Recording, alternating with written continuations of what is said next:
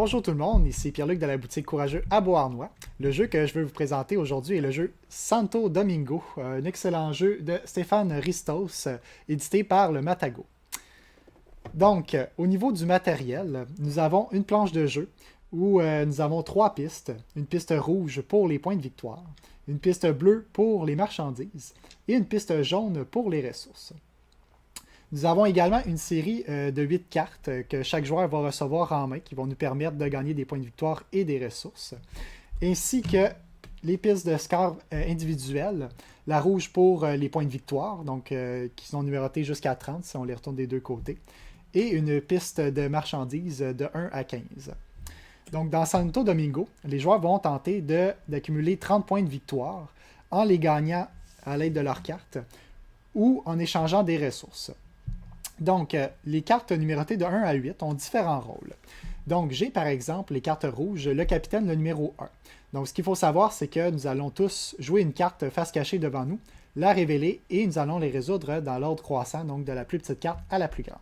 Dans les parties à 2 ou 3 joueurs, nous n'allons pas jouer seulement une carte, nous allons en jouer 2 et résoudre de la même façon. Donc, la carte numéro 1, c'était le capitaine. Donc, lui, ce qu'il fait, le capitaine, c'est qu'il va récolter des points de victoire jusqu'à concurrence de 2, à condition qu'il y en ait assez sur le plateau. Au début de la manche, vous voyez, il y a une petite légende en haut. Nous allons avancer les marqueurs du nombre correspondant au nombre de joueurs. Pour une partie, par exemple, à 4, on nous dit avancer chacun des marqueurs de 3 emplacements. Donc, nous allons avancer le marqueur rouge à 3, les ressources aussi, ainsi que la piste marchande. Donc, si un joueur a joué le capitaine, le numéro 1, c'est sa carte qu'on va résoudre en premier. S'il y a plusieurs joueurs qui ont joué le numéro 1, bien, on va se séparer les ressources. Donc, le capitaine, lui, peut en prendre jusqu'à concurrence de 2. Si je suis le seul à l'avoir joué, je vais reculer mon carré rouge de 2 espaces de la piste pour qu'il en reste seulement un. Et sur mon plateau individuel que je vous ai montré tout à l'heure, nous allons l'augmenter de 2. Donc, nous allons gagner des points de victoire comme ça. Ça, c'était pour le capitaine. Ensuite de ça, nous avons la carte amiral, lui qui nous permet de gagner jusqu'à 5 ressources, à condition qu'il en reste. Donc, comme vous l'aurez compris, si le capitaine a pris toutes les ressources avant et qu'il n'en reste plus assez, par exemple ici, il m'en reste seulement une, je vais seulement pouvoir prendre la ressource qu'il me reste. Donc, il va falloir que j'essaie d'anticiper ce que les autres joueurs vont jouer pour accumuler le maximum de points de victoire. Finalement, encore dans les cartes rouges, j'ai le gouverneur. Donc, lui, quand je le joue, c'est basé sur ce que les autres joueurs ont joué.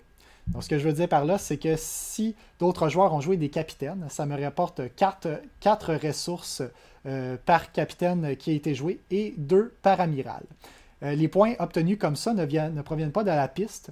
Je peux donc les ajouter directement. Je n'ai pas besoin d'avoir assez de ressources sur mes marqueurs ici. Donc, ça, c'était pour le gouverneur, oui. Ensuite de ça, nous avons les cartes bleues. J'ai la frégate. Elle fonctionne un petit peu comme les personnages que je vous ai montrés, mais vraiment pour les ressources. Et ces ressources-là, je vais pouvoir les échanger au final contre des points de victoire. Donc la frégate me permet de ramasser 3 ressources jusqu'à concurrence de 3, un petit peu comme le capitaine qu'on a vu tout à l'heure. J'ai ensuite de ça le galion. Le galion, lui, je peux prendre autant de ressources qu'il en reste sur la piste. Donc, évidemment, s'il en reste encore. Et finalement, j'ai le douanier. Le douanier qui est un peu comme le gouverneur qu'on a vu tantôt, qui va nous rapporter 3 points de victoire, cela pour chaque frégate qui a été jouée, et 1 point de victoire pour chaque galion. Donc ça peut être intéressant pour nous de le jouer aussi. Et finalement, nous avons les cartes jaunes. Nous avons les cartes marchands. Donc ces cartes marchands-là, c'est eux qui vont nous permettre d'échanger les ressources qu'on a accumulées sur notre plateau bleu individuel contre des points de victoire, au taux qui va être indiqué sur la piste. Donc, dans cet exemple-ci, si mon marqueur est à 3, le marqueur jaune, je vais pouvoir échanger 2 ressources contre 1 point de victoire.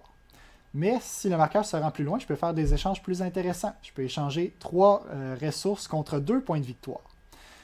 Pour chaque marchand qui a été joué, en fait, on va reculer le cube jaune de 2 emplacements pour chaque marchand supplémentaire qui a été joué. Ce que je veux dire par là, c'est que s'il y en a seulement un qui a été joué, je laisse à cet endroit-là.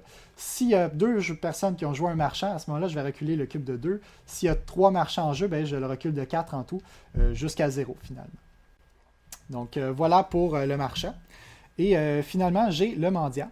Le mendiant, lui, va me permettre de récupérer les cartes que j'ai déjà jouées. Effectivement, à chaque fois qu'on joue une carte, on la défausse face cachée devant nous. On ne pourra plus la jouer la récupérer dans notre main jusqu'à ce qu'on ait joué la carte mendiante. Donc, on peut regarder ce que les autres joueurs ont déjà passé comme carte, si on a un petit peu de mémoire, et pouvoir en profiter.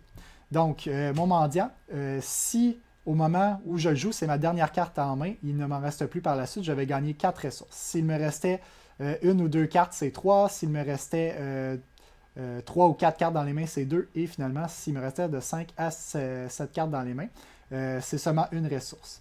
Et puis, pour chaque marchand qui a été joué, je vais gagner 2 ressources bleues. Donc, encore une fois, qui ne proviennent pas de la piste qui est ici. Donc, ça tombe un petit peu du ciel, ce qui est quand même intéressant. Donc, voilà. Et on continue à jouer et ainsi de suite. Une fois que tous les joueurs ont joué leurs cartes, face cachée, on les défausse. On joue la carte suivante. Si on joue des cartes mendiants, on peut récupérer nos cartes en main. Et ainsi de suite. Et le joueur qui réussit à obtenir un total de 30 points de victoire sur sa piste d'escarte. Donc, quand on arrive à 15, on peut la retourner et essayer de se rendre jusqu'à 30. À ce moment-là, le jeu prend fin. Les joueurs peuvent effectuer les actions qui leur restaient. On résout le reste des actions. Et c'est le joueur qui a le plus de points de victoire qui a remporté la partie. Donc voilà, c'était tout pour Santo Domingo. Un excellent jeu de stratégie, d'anticipation. Il faut se mettre un petit peu dans la tête des autres joueurs pour en tirer profit.